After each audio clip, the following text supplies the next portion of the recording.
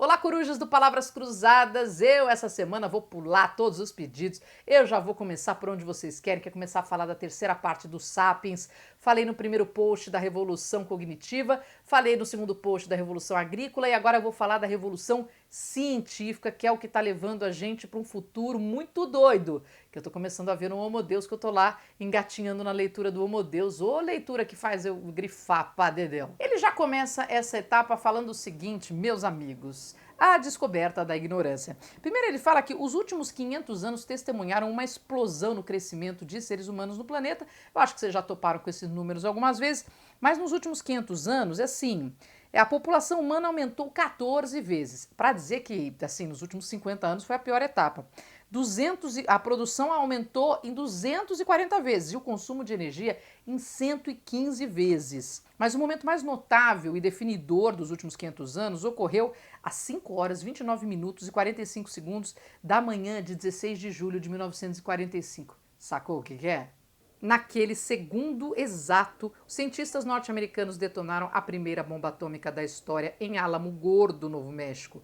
Daquele ponto em diante, a humanidade teve a capacidade não só de mudar o curso da história, como também de colocar um fim nela. E aí vale citar que a Revolução Científica é contabilizada de fato a partir de 1500, aqui, hein, ó, quando o Brasil foi descoberto. Até lá, o ser humano não acreditava muito que ele tinha muito mais o que aprender. Então, quando vem algumas descobertas, você abre os olhos do ser humano de que ele pode aprender sim. E a gente agora vive numa situação onde a cada mês tem uma grande descoberta, a cada semana você tem um grande lançamento, uma nova tecnologia, uma nova possibilidade, baseado, obviamente, em descobertas científicas. E aí vem uma frase que eu amei grifar. Ele falou que a revolução científica não foi uma revolução do conhecimento, foi uma revolução da ignorância. Foi entender que a gente não sabe. E ao não saber, a gente vai atrás da resposta. E aí a gente encontra coisas diferentes. Pô, isso é brilhante. A revolução científica não foi uma revolução do conhecimento, foi uma revolução da ignorância. Teve um ponto aqui que ele fala da revolução da energia, né? A gente vem falando, e eu, inclusive, que apresento um programa no Band News TV de sustentabilidade, a gente é bombardeado com a informação de que a energia está acabando, as fontes energéticas estão acabando. E ele contesta isso seriamente e com dados muito interessantes. Ele fala que a Revolução Industrial, na prática, foi uma revolução na conversão da energia. De novo, Revolução Industrial, tá? Não a revolução científica que eu acabei de dizer do conhecimento e da ignorância, mas a revolução industrial foi uma revolução na conversão da energia. Foi demonstrado inúmeras vezes que não há limite para a quantidade de energia à nossa disposição. A cada poucas décadas descobrimos uma nova fonte de energia, de modo que a soma total de energia à nossa disposição só continua crescendo. Ele fala que, por exemplo, quando se percebeu que o calor poderia levar a uma movimentação, que seja o calor que produz o gás, que do gás produz, né, faz vapor, e o vapor pode mexer coisas, você tem um carro aí envolvido, você tem... Nossa, ele citou tanta coisa e agora eu pensei só no carro, coisa mais idiota. Mas enfim, você tem uma série de situações onde o calor tem participação no mover. Só que aí você vai evoluindo o tipo de material que gera energia, até chegar na energia elétrica, na energia nuclear e por aí diante. E ele fala da energia solar que eu achei sensacional. Ele vai dar uns números aqui, que eu não vou cansar vocês com isso, porque é um parágrafo bem grande, mas ele fala que, por exemplo, hoje, a quantidade de energia solar que chega ao planeta é tão gigantesca, tão gigantesca, tão gigantesca, que se você pegar, assim, todas as atividades e indústrias humanas reunidas consomem cerca de 500 exajoules, o equivalente à quantidade que a Terra recebe do Sol em apenas 90 minutos. Então, tudo que a gente gasta de energia em um ano, o Sol manda pra gente em 90 minutos. Pronto, acabou a discussão. A energia solar é o caminho. Ah, e ela não acaba, né? Não sei que o Sol apague. Então, assim, vamos, tchau fóssil, tchau água, tchau energia elétrica. Vamos para a energia solar. Aí ele vai entrar na revolução agrícola, que é parte do processo da revolução científica. A gente consegue mecanizar muitos processos, a gente conseguiu transformar muitos processos para o uso dos animais a nosso favor. Claro que entra-se a discussão das pessoas que são contra o uso de animais para alimentação e as que são a favor. Mas ele fala aqui que, assim como no comércio de escravos não era uma questão de ódio, não se odiava aquele povo e, portanto, fazia isso, eles eram apenas indiferentes àquele povo, viam aquele povo apenas como um meio para um fim. E esse questionamento não é para gostar ou deixar de gostar, é um fato, portanto, leia o livro, porque é isso que eu acho interessante do Harari. Ele não está aqui botando, para ver o que você acha, se acha correto, se não acha correto, se a religião aprova, se a religião não aprova, se isso é socialmente aceitável ou não. É. É que nem a mesma coisa. Este é um caderno preto. Pois bem, isso aqui é colorido. Não é entender o que a gente acha. É um fato. Foi assim e pronto. Se você prefere que seja de um jeito diferente, atue dessa forma. Mas é só para entender a história, ok? E aí ele faz esse comparativo, assim como o mercado de escravos não era uma questão de ódio contra um povo, e sim uma indiferença àquele povo, o comércio, né, essa indústria animal moderna não é motivada por animosidade pelos animais, é motivada pela indiferença. As pessoas que consomem, produzem ovos, leite, carne, raramente vão pensar no destino dos frangos, vacas ou porcos cuja carne estão comendo. Aí ele mostra algumas cenas que são fortes aqui, ele mostra e aí ele entra numa questão da obesidade que eu achei interessantíssima. A obesidade é uma vitória dupla para o consumismo. Em vez de comer pouco, o que levará à contração econômica, as pessoas comem demais e então compram produtos para a dieta, contribuindo duplamente para o crescimento econômico. Porque apesar dele dizer que não vai faltar energia, que a gente sempre está encontrando novas formas de energia, ele fala do nosso descompasso com a natureza.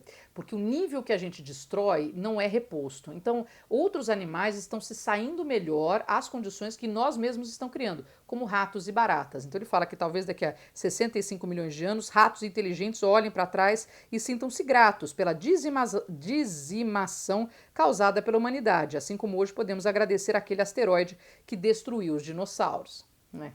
Aí ele fez um pensamento que durou umas 2, 3 páginas e eu tentei traçar aqui uma linha para ficar mais fácil de contar para vocês, porque ele fala que quando você começa a produzir de forma industrial, isso é parte da revolução científica, você precisa que as pessoas que trabalham, por exemplo, em fábricas, cheguem no mesmo horário e trabalhem dentro da mesma faixa de horário. Porque se você chegar atrasado, você que está nessa fileira aqui da fábrica, essa fileira aqui não vai funcionar, esse posto não funciona, atraso da frente e atraso de trás. Então todo mundo precisa chegar no mesmo horário, sair no mesmo horário, comer no mesmo horário, para que a fábrica não pare. Este é o trabalho das fábricas, de novo, revolução industrial. Para que as pessoas trabalhem, cheguem no mesmo horário, saiam no mesmo horário, comam no mesmo horário, você começa, obviamente, a trabalhar com uma noção de tempo diferente e você precisa que as pessoas tenham transporte para que todas cheguem ao mesmo tempo. Aí ele fala, aparece aí o transporte coletivo. Um problema na Grã-Bretanha, que foi o grande berço da Revolução Industrial, é que as cidades tinham fusos horários diferentes. Eu não sabia disso. Achava que só países e com grandes faixas diferentes de localização. No Brasil tem diferentes faixas de horário, de fuso horário. Mas não entre cidades próximas, ainda mais a Inglaterra, que é um troço minúsculozinho. Então, aí vem o transporte sobre trem, que passou a ter horário fixo de saída, e aí por uma decisão em 1847 faz-se uma unificação de horário a partir do observatório de Greenwich. Então todo mundo fica com base em Greenwich. E aí o horário de Greenwich é que vale e você se baseia por aquilo. Olha que interessante, e desde então estamos dentro do horário de Greenwich. Próximo passo que Harari dá dentro da Revolução Científica é mostrar como a sociedade foi mudando e as bases de apoio também. Antes vivíamos sociedades muito ligadas à família, à comunidade, ao grupo pequeno que vivia ao seu redor. Com o passar do tempo, essas comunidades foram ampliando, até hoje. Se você for ver, você tem a sua família, mas você às vezes se conecta muito mais com um grupo de Star Trek. Eu tô falando uma bobagem aqui, mas assim, são pequenos grupos que têm muito mais a ver com aquilo que você quer conviver, e hoje você consegue. Então a sua comunidade não necessariamente é onde você mora, a sua comunidade às vezes está fora disso. Então perde um pouco, e muito na verdade, ele fala do colapso dessa noção de família, de bem-estar social, e isso não está ligado só a oferta de coisas, está ligado a uma sensação de que o Estado é que deve providenciar para você o bem-estar social e não a família. Antigamente, se você ficasse doente, sua família cuidava de você, ficasse idoso, sua família cuidava de você, os pais morriam, as outras pessoas cuidavam daqueles órfãos, você contava com a comunidade para te defender e tudo mais. Passa o Estado a ter um papel maior, você passa a ter aquela coisa de que a família não é tão importante porque eu estou garantido, o Estado cuida de mim, o Estado me dá saúde, o Estado me dá seguro-desemprego, o Estado me dá pensão. Isso não existia antes. Então, se a família passa a perder um pouco do valor e a comunidade também, você começa a esfacelar essa estrutura social. Eu achei fantástico entender o que a gente vive hoje. E eis que ele diz: milhões de anos de evolução nos projetaram para viver e pensar como membros de uma comunidade. Em apenas 2 séculos, nos tornamos indivíduos alienados, nada atesta melhor o poder incrível da cultura. E aí o Harari entra numa análise da felicidade, né? A gente teve reduções importantíssimas. A gente teve redução de mortes por pestes, a gente teve redução de morte infantil, a gente teve grandes melhorias em qualidade de vida. Mas será de verdade que somos mais felizes? E mais felizes do que quem? De quem? Do que quem? Mais felizes que os caçadores-coletores? Ele faz esse questionamento, mas ele também chama a atenção de que você não consegue fazer um comparativo claro, visto que você não vive as mesmas condições. É claro que ter saúde é melhor, mas a que custo? De trabalho, de falta de convívio familiar. Você pode viver 150 anos, como há previsão de já conseguirmos viver 150 anos, e e nos tornarmos amortais. Ele já termina o livro falando da amortalidade, não é não morrer nunca. Se você for atropelado por um trem, você morre. Mas você conseguir resolver a qualidade dos seus órgãos a ponto de não morrer de doenças, pô, isso é maravilhoso, todo mundo quer isso. Mas isso também mexe com o conceito de sociedade, uma vez que se você tem acesso cada vez coisas melhores, né, você fica dependente disso. E aí você passa a trabalhar desesperadamente sobre isso. E aí você passa a se reservar, a não conviver. Tem uma série de fatores que ele discorre aqui que eu achei fantásticos, mostrando que talvez a gente não seja tão feliz quanto a gente acha que a gente é. E é claro que ele dá exemplos para isso, ele faz mostrando pesquisas comparativas, mas aí eu não vou ficar citando que isso é muito grande. Mas mensurar a felicidade é um troço complicado, e quanto mais a gente tem, não significa maior felicidade. Você pode ter algumas tranquilidades, mas felicidade não. Às vezes pessoas mais pobres, inclusive, que têm menos condição financeira, são mais felizes do que pessoas com muito dinheiro. Sempre levando em consideração a pessoa que não está acamada, morrendo de uma doença terrível ou com seríssimos problemas financeiros, porque aí a preocupação é grande. Ele fala que nós nunca vivemos um período de paz tão predominante a ponto das pessoas não conseguirem sequer imaginar a guerra. Porque é isso, quando a gente fala em guerra, que guerra? Daqui a pouco eu vou guerrear com o Paraguai aqui do lado? Imagina, isso não existe. Você acha quando que o Brasil vai mandar tropa para algum lugar para entrar em guerra? Sabe assim, isso é coisa de Estados Unidos, ou Síria, Iraque e tal, que são países que ainda têm algumas dificuldades, quer dizer, ainda tem algumas razões para isso. Mas, de novo, de volta... Ah, isso é muito legal que ele fala. Nossa, lembrei. Ele fala assim, hoje, quando você antigamente conquistava um lugar, você conquistava de forma material. Você chegava e pegava o ouro, você chegava e pegava a terra que era produtiva, você chegava e pegava alguma coisa. Hoje você vai para a Califórnia, vai pegar o Vale do Silício? Não! As pessoas pegam um avião e vão embora. E aí as cabeças que estão no Vale do Silício não estarão lá. Serve para nada pegar o Vale do Silício. Pode trabalhar num prédio legal. O material hoje já não é o que vale. O que vale é o conhecimento, são as pessoas que têm aquele conhecimento para gerar a riqueza. Então a guerra passa a não ser interessante. Quando que isso muda? Quando a gente está falando de questões materiais. Petróleo é o exemplo. Se você for olhar todos os lugares de conflito no mundo, onde tem grande interesse para se sair no pau, é porque tem alguma coisa material envolvida. Então são com sociedades diferentes. Tá, vai avaliando. Mas nunca tivemos períodos de tão longa paz a ponto, de paz tão predominante, a ponto de acharmos a guerra absurda, né? Então isso dá um certo conforto, mas temos que lembrar, estamos vivendo em paz. O que não tira o fato de pessoas morrerem de fome, de termos sérias dificuldades migracionais pelo planeta, não está tudo uma mil maravilha. Mas se a gente olhar para trás, e é isso que o Harari sempre fala, a gente já está muito melhor. A gente já evoluiu muito nesse sentido. O problema é a gente conseguir manter esse trilho e melhorar para todo mundo, o que é bastante difícil. Aí ele vai discorrer sobre a morte, né? Como a gente se relaciona com a morte, que foi ficando cada vez inadmissível morrer. É uma coisa estranhíssima. Morrer é uma fatalidade. E ele fala da morte ser um problema técnico, que você consegue resolver de forma técnica. Se é um problema de uma bactéria, você dá um antibiótico. Se você está com um problema na válvula do coração, você opera o coração.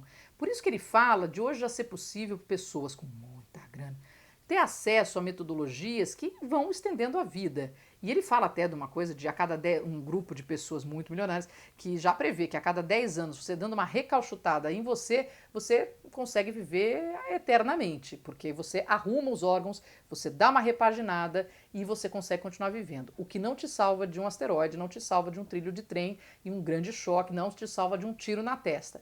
Mas se for um problema de doença, é tudo uma questão técnica. Por isso que fica assustador, né? Você fala, mas como que morreu? Mas assim, né? Era só fazer um cateterismo, né? Aquela coisa. A gente tem muito artifício hoje, então realmente a morte passa a ser uma coisa muito estranha, coisa que lá atrás era um fato da vida, enfim, e vivia-se, né? Muito mais apaixonadamente, talvez.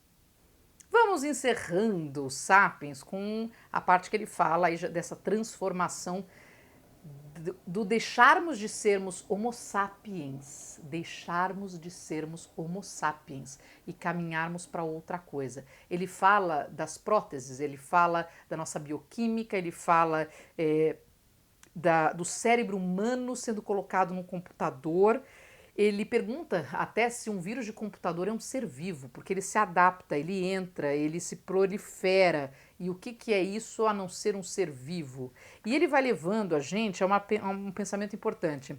Ele fala: o que devemos levar a sério é a ideia de que a próxima etapa da história incluirá não só transformações tecnológicas e organizacionais, como também transformações sociais na consciência e na identidade humana. O próprio termo humano. Quanto tempo temos? Ninguém sabe ao certo. Como já dissemos, alguns dizem que em 2050 alguns humanos serão amortais. Previsões menos radicais falam do próximo século ou do próximo milênio. Mas na perspectiva de 70 mil anos de história dos sapiens, o que são alguns milênios? Os humanos parecem mais irresponsáveis do que nunca, deuses por mérito próprio, contando apenas com as leis da física para nos fazer companhia. Não prestamos contas a ninguém. Em consequência, estamos destruindo os outros animais e o ecossistema à nossa volta, visando a não muito mais do que o nosso próprio conforto e divertimento, mas jamais encontrando satisfação. Existe algo mais perigoso. Atenção para esta frase final. Existe algo mais perigoso do que deuses insatisfeitos e irresponsáveis que não sabem o que querem? Tadã! Sapiens. Pinceladas de Sapiens. Pensamentos muito superficiais trazidos por mim. Mas Sapiens é tudo. Já já vou preparar o top do ano, né? Os tops do ano. Vocês podem contar, não vou nem... Mas nem ser surpresa que Sapiens é assim entre os top. O duro é o top, porque ele é top, mas e aqueles que eu amo top, que são outros tops? Bom, vou deixar isso para outro dia. Para dizer que, gente, Sapiens é um livro que eu indicaria para todas as pessoas a partir de uma certa idade. Acho que tinha que ser dado em sala de aula ao longo de 3 anos aí do ensino médio, porque a gente entenderia melhor história, geografia, sociologia, economia, e seria mais fácil compreender os movimentos atuais da sociedade, não só do passado, porque a gente entende o atual olhando para o passado e com esse cuidado a gente consegue ter um certo cuidado com o futuro e é isso que eu desejo, que a gente cuide do futuro. Agora estou lendo Homo Deus, obrigada por vocês insistirem que eu continuasse nessa saga, devagar e sempre, agradeço demais a vocês que acompanharam até aqui e eu fico por aqui no Palavras Cruzadas desta semana, mas eu peço para que você me acompanhe nas redes sociais. Eu estou fora da TV Bandeirantes porque estou aqui aguardando a chegada de meu filho Pietro, mas continuo aqui acompanhando vocês no Palavras Cruzadas toda terça-feira às 6 da tarde. Um beijo para vocês e até a próxima semana.